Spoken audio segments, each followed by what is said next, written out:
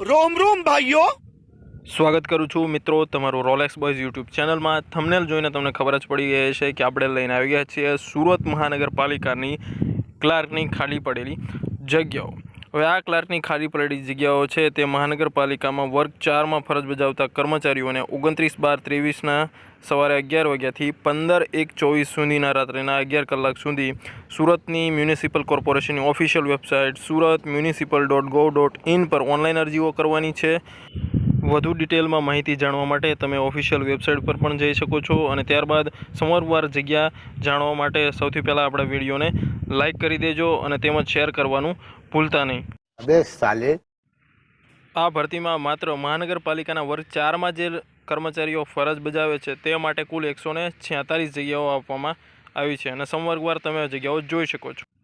ખાલી રહેલી જગ્યા જોઈ શક્યા બાદ તમે વિડીયો દબાવીને શેર કરજો। બડા હરામી હો બેટા। ત્યારબાદ વાત કરીએ તો શૈક્ષણિક લાયકાત, વયમર્યાદા તેમજ પગાર ધોરણની વિગત। શૈક્ષણિક લાયકાતમાં કોઈ પણ સ્નાતક ઉમેદવારો ગુજરાતી ભાષા બોલતા લખતા અને વાંચતા આવડવું જોઈએ। કોમ્પ્યુટરમાં 30 શબ્દ પ્રતિ મિનિટની ઝડપ।